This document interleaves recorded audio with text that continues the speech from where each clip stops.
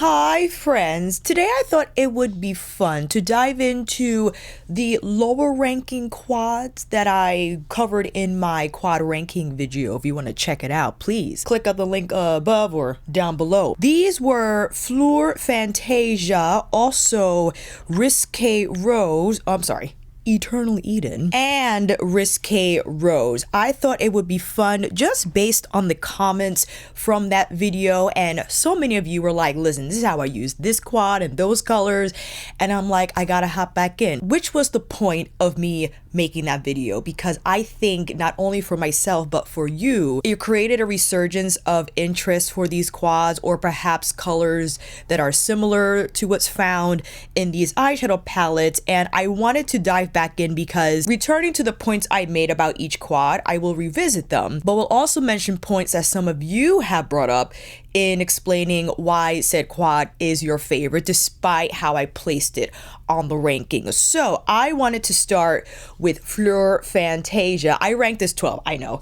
This was the first quad to kick off the 12 list ranking, and I had explained because it is more straightforward, monochromatic, it doesn't have a lot of depth. But one of you, let me pull up the comments as I screenshot them, and this is from Lady Jewelry. Hey Lady Jewelry, people were sleeping on Fleur Fantasia. It's one of my faves, and I'm melanin rich. That glittery shade on lips covered with gloss, girl, and that lilac flip in the corner of the eye, pow. And Alicia Trini follows with, agreed, so underrated. I'm tan deep, and I just use a cool tone matte like the taupe lilac matte in Divine Rose to get some depth, like the unicorn quad. And I'm like, you know what, friend, you right. So let's dive back in. I already have the face done. If you would like to know which products I use, they'll be linked down below in the description box.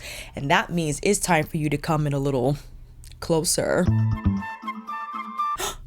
That's enough. I'm not gonna prep my eyes with primer. I'll just slap on a little bit of concealer. This is the Lancome Teint Idole in 360. Yes, 360 is a neutral undertone, but is a little lighter than my lid skin tone, which I think provides a nice canvas for the shadows to work on, especially those found in Fleur Fantasia.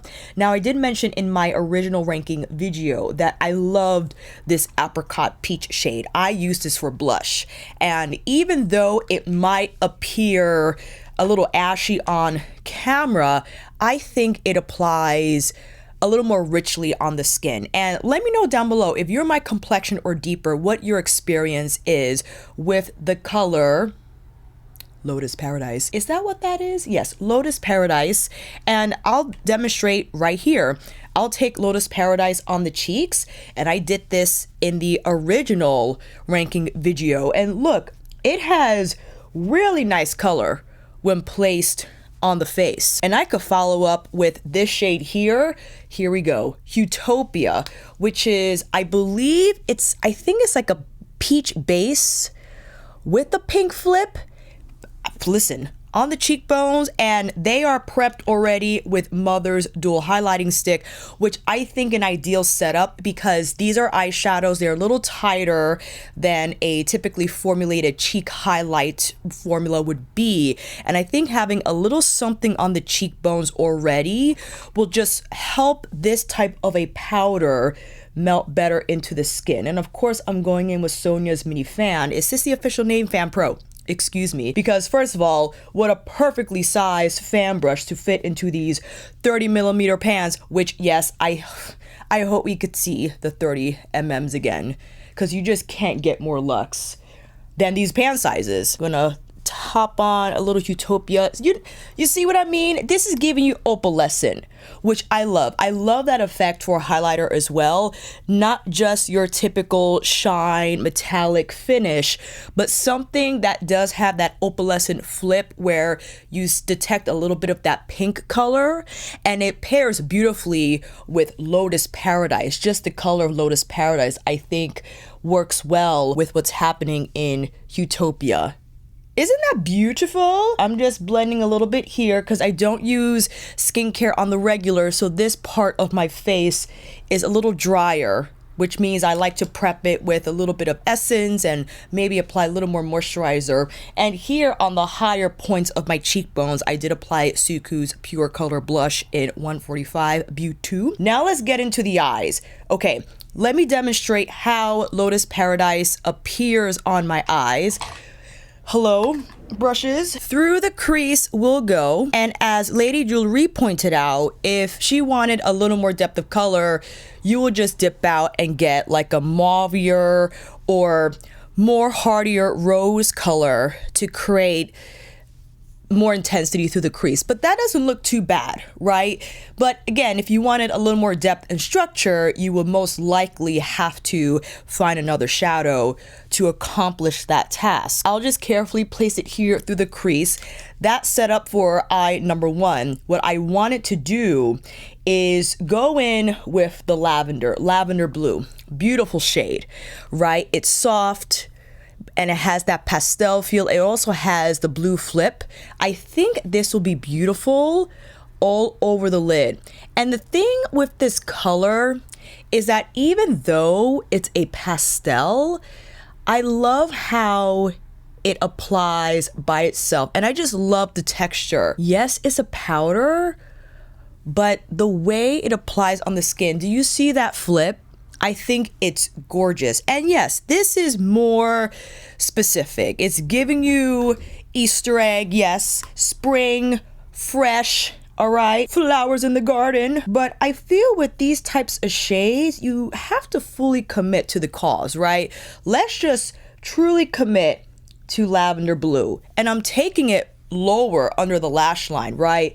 To create that pastel-y type of halo effect on the entire eye. We could also throw on this shade here, Iridescent Orchid. This has a blue flip, if you can see from the swatch. Beautifully paired with lavender blue. Now we could do one of two things. Exclusively have this shade on the inner corner, which I can do here, right? We could slap on Iridescent Orchid on the inner part of the eye. And yes, you could definitely just use lavender blue as an accent shade, or any of these shades for accents, which I think is a great way to go. Because if you don't want to totally commit to this moment, to this mood, just throw on lavender blue all over the lid, or maybe just on the inner corner, and then perhaps Utopia on the lid for a more subdued approach. But let's continue on with this eye, because I think we're on to something, because I would like to place Iridescent Orchid on top of lavender blue and see how that introduces, yes, another color, but heightens the overall dimension of lavender blue, right? Because now you're getting a little bit of that orchid shade from the center, and it corresponds to what's happening on the inner corner. Yes. Now, as I said, we'll do Utopia now on the lid. We've already prepped the look by throwing on Lotus Paradise on the majority of the lid. And you know, this is like your go-to every day. If you have black coffee on standby, you throw on black coffee on the lid, you know what I mean? Now let's follow up with lavender blue, but this time it being the standout highlight. And look how that just brings, like Lady Jewelry said, pow. On the inner corner is unexpected. It works. Even though it's this shade, because it's pastel, it's not completely overtaking the look. It just introduces that zest, that fresh pop of color that I think beautifully appropriate for spring or any time of year, right? Depending on where you are, because I'm looking outside my window and it's snowing. So maybe this is not the vibe for winter, but maybe it is somewhere. You know what I mean? You can argue that this is giving you icy cold. Is it the cold girl? Hello, can you hold your brush? The cold girl makeup trend, is that what's taking over people's imaginations at the moment? I'm just overlapping lavender blue over Utopia and whipping out Utopia just slightly beyond the lash line, just a little bit. I don't want it to appear like a cut crease or it intensely. And then applying a little Lotus Paradise here just to blend that out and finish the edges. All right, let's slap on some lashes and I'll be right back. And here is the final look using Fleur Fantasia, and I lightly tapped Utopia on my Say Glossy Bounce in Dip, I believe the name is called for the shade. Yes, I love how this turned out, and for the same reasons I outlined in my quad ranking video, I knew I would produce this type of a look. But the difference is, I think in my mind, I had a much more robust picture of pastel, because I do have shades, eyeshadow palettes in my collection with pastels that are a little more intense, but I think that's why Fleur Fantasia is goated, because it's pastel, but it's still soft, it's subdued. Even though I applied lavender blue all over this eye, it's not that icy looking, I know, on my complexion. I'm speaking for myself, but with the addition of Iridescent Orchid, I feel it adds a little more dimension to lavender blue. And for this eye, you can't go wrong with this combination. Lotus Paradise with Utopia. That beautiful peachy shimmer with a slight pink flip with the apricot peach through the crease, and to bring in lavender blue as your highlight choice. Oh my gosh. And then to apply this on the cheeks, you could even apply this higher around the cheekbones. And then again, I applied Utopia on top of the cheekbones for a highlight. It is absolutely gorgeous. My goodness. I would still rank this 12 because again, well, you know, I don't know. Now I'm thinking maybe Fleur Fantasia should not have kicked off the number 12 spot. Maybe I should have put Deep Space Divinity there. Yeah, that's what I should have done, because although Deep Space Divinity is easy and those shades you can go like the smokiness, I like this. I do like this. You know, this is like a soft everyday type of a gig for me, and because of the bigger pans, although Fleur Fantasia doesn't have the special shades, the shades that are existing in this palette are absolutely gorgeous. This is what I knew this was gonna happen, but why I made or decided to film this video, okay? Because I'm wrong. I can't be wrong, and I'm wrong. I'm wrong with where I placed Fleur Fantasia, 100%. But let's move on. We can't dwell on the past. And the next one up is Eternal Eden. I don't know if I'll change my mind with this quad's placement, but we shall see.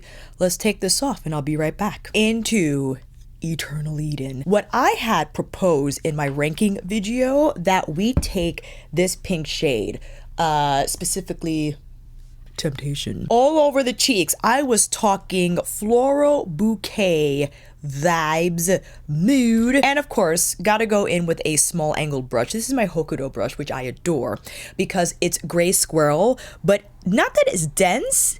It has a good amount of bristle in here, which provides nice feedback because gray squirrel can be quite soft, but when you want to move around product the same way you want to with goat hair, but want a softer bristle, okay, that's what I'm saying. So here we go. Let's tap into, oh gosh, we're gonna tap into Temptation, but I'm gonna do this first because that's the color that will be deposited, and allow me to swatch. My apologies for swatching as we're applying. So it's giving you like a bluish pink, you know what I mean?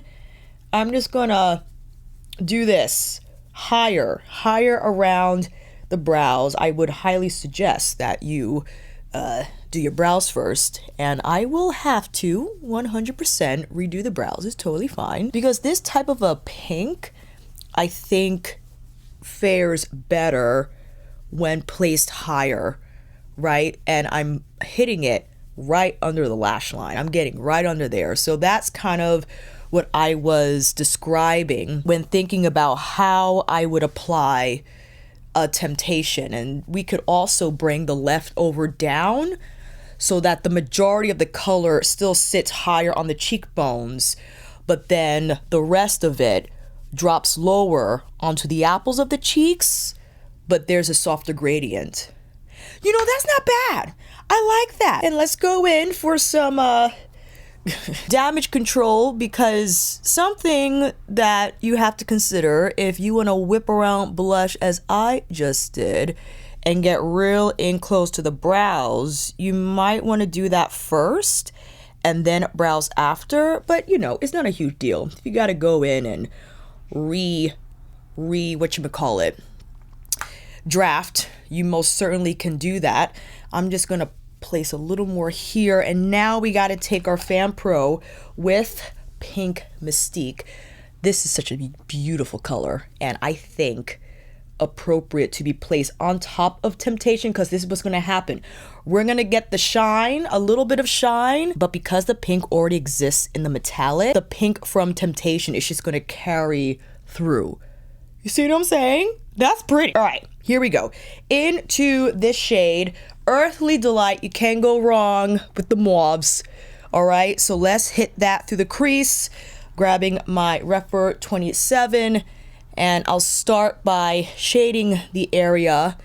And something I brought up is when applying Temptation, it overtakes the eye, right? And what I mean by that is, if I were to apply this shade here, I feel it would just, let me just do it so I could demonstrate what I'm saying.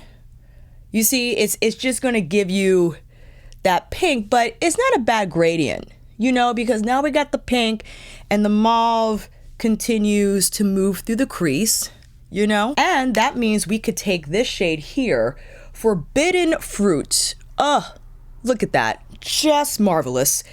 I'm taking my finger and just placing this all over the lid. Let me grab a wider shader for more precision, but covering a wider surface area at once, tapping that all around, and I'm also bringing it higher through the inner arc, yeah? And now a smaller shader brush to apply Pink Mystique on the inner corner. I'm disorganized.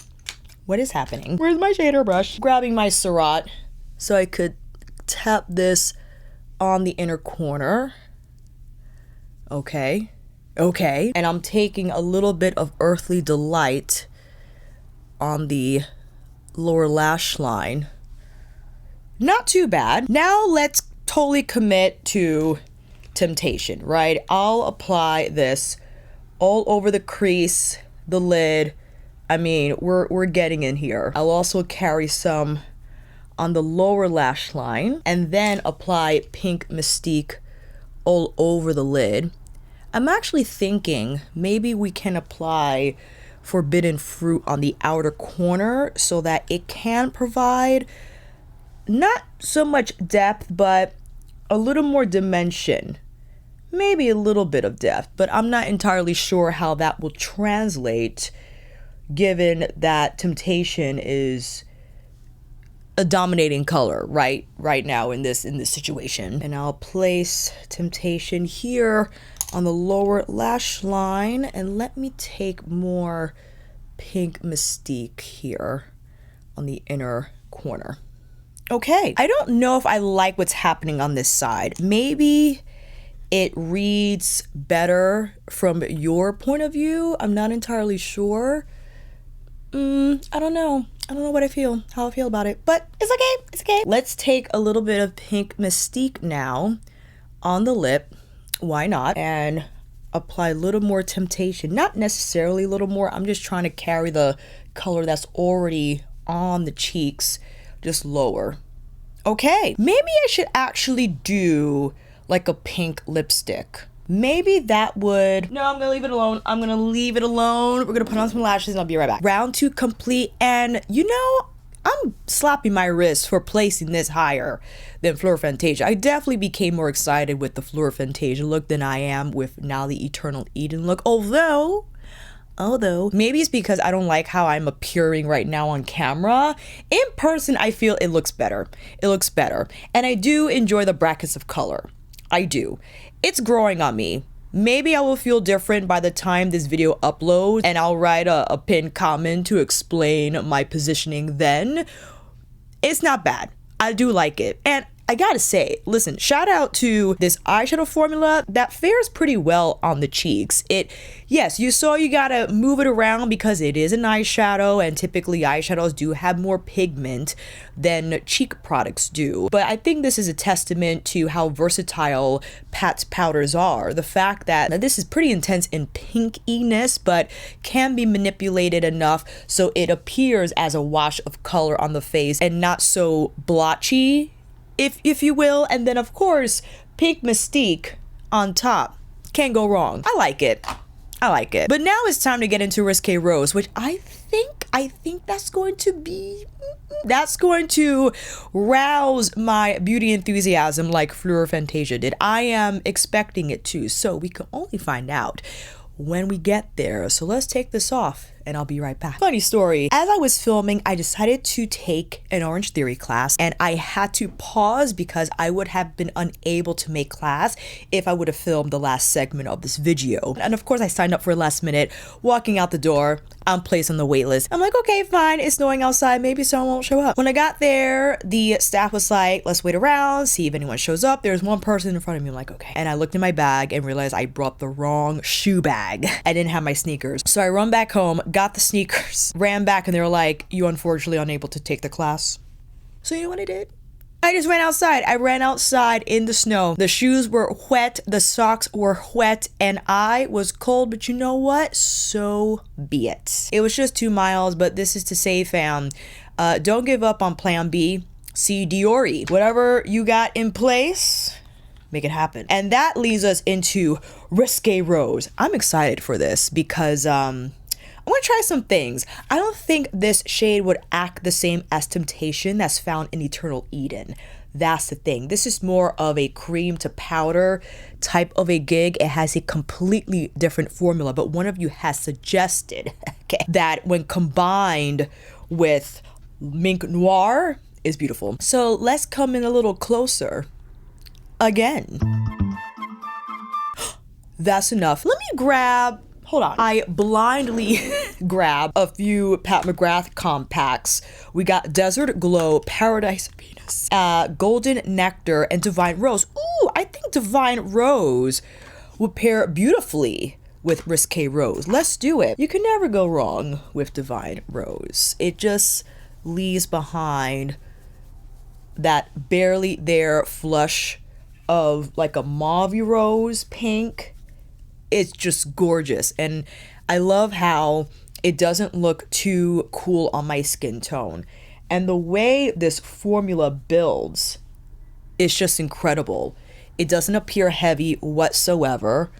Yeah, and you could just continue adding on as much as you like. It is sensational, and I keep saying to this day, the Divine Blush formula, goated. Let's slap on a little bit of concealer here on the lids again in preparation for this shadow. I have a few look ideas in mind. Don't know how I'll execute them.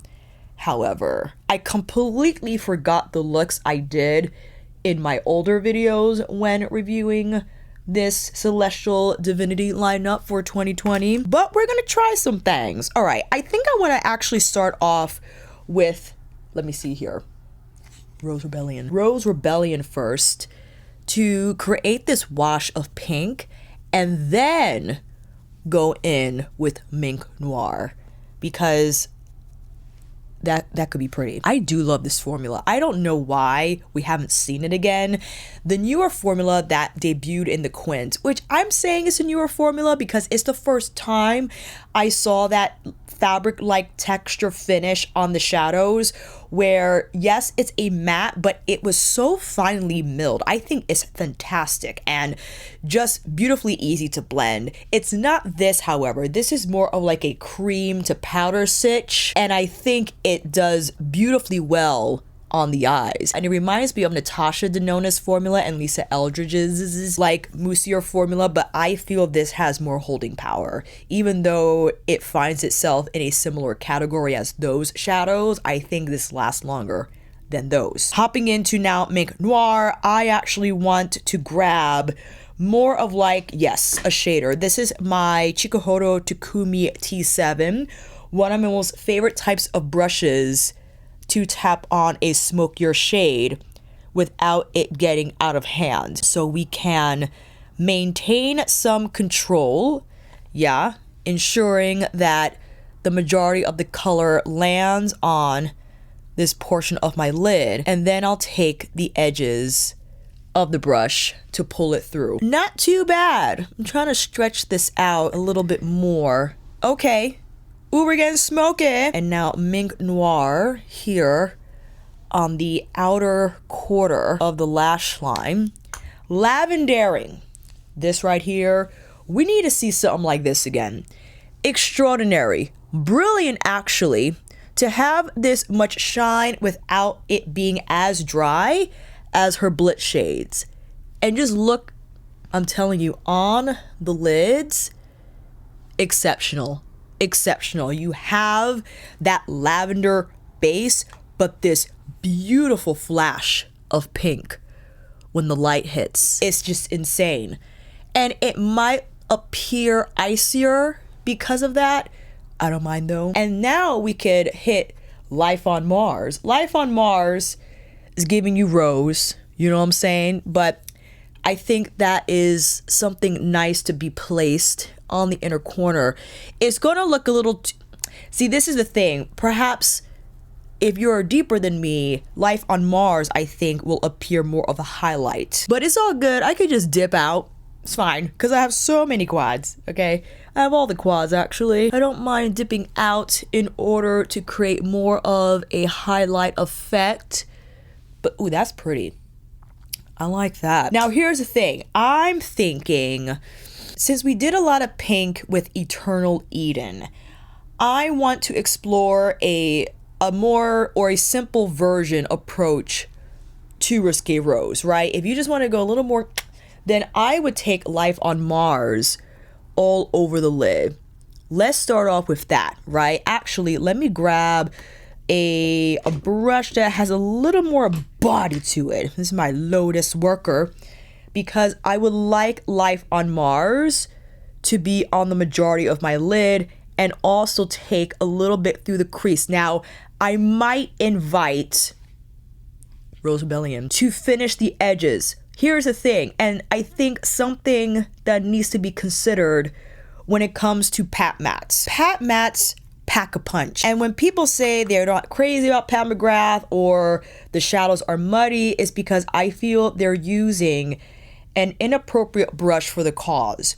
If I wanted more color, naturally I'll use a denser brush that will pick up more shadow and will therefore place it on my lid. But if I want to create more of a wash of color, I'm going to grab a brush that's more floaty. So this is my squirrel brush, right? Compared to, let's say, this Rephr brush, you could just see the difference in density, right? How the bristles bend, how they respond to this push. This will pick up and lay down a lot more product than the squirrel brush, right? So if I want to create a softer wash, I'm taking a little bit of Rose Rebellion and now just carefully tossing that through the crease. I don't want to create the same effect as I did here, right? This has a little more intensity. This is more just to finish the edges of Life on Mars. And what I think makes the difference between what you see here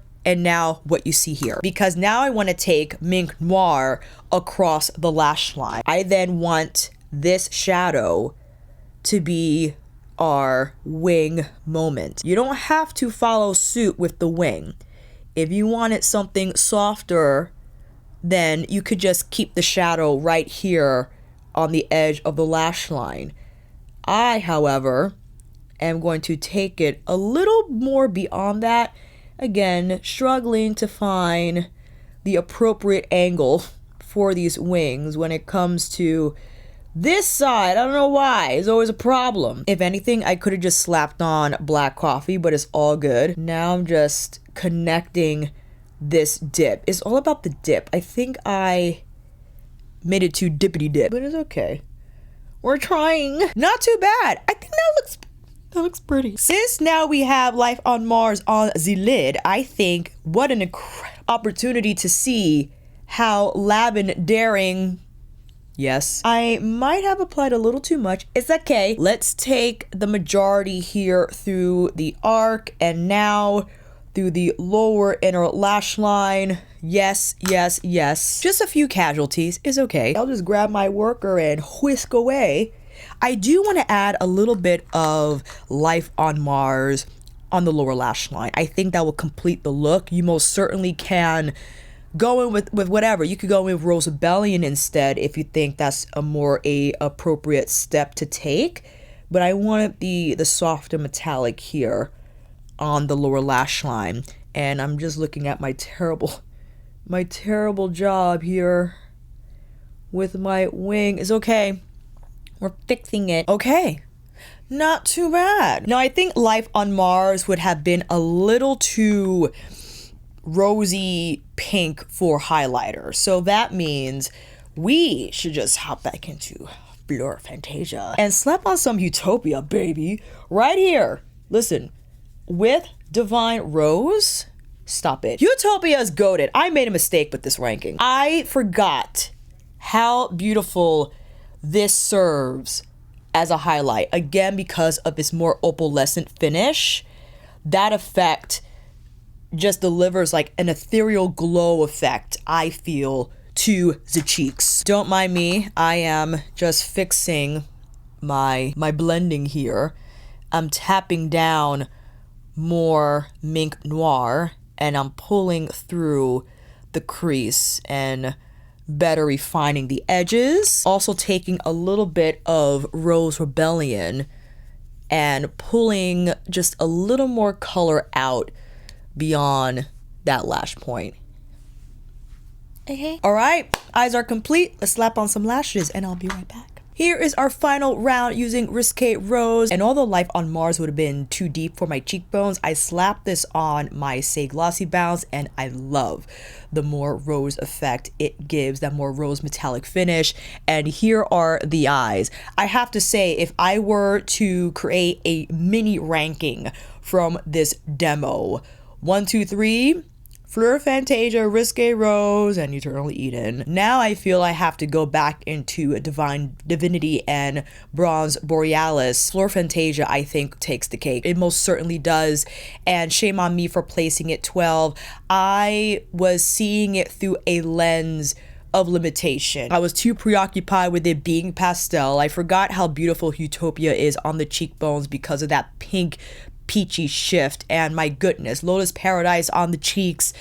All that to say, I learned my lesson. Use the quads before you start doing your ranking list, but it's all right. I'm happy I filmed this video. It put perspective on it. I know better. And Risque Rose is a lot of fun. I do enjoy these looks more than the Eternal Eden ones. And yes, when you combine Mink Noir with Rose Rebellion, it's a lovely shade of gradient because Mink Noir is almost like a plummy brown. And when juxtaposed with the just like that vibrant pink from Rose Rebellion, it doesn't look muddy at all. It just creates a lovely gradient. And with lavender, look at this. Look at lavendering, friends. It's crazy. This color is sensational. It's absolutely beautiful. That made the whole palette 100%. And yes, you could argue that the shade itself is limited because it is this lavender, but when you got that pink shift, what do we think? Do we like this better than Voyeuristic Vixen? You're like, how can you even ask that? I say that because I know is it Rose Fire? My apologies. That shade is incredible. I would argue though, if that shade was this formula, that palette would be even better because it cracks as it's so dry.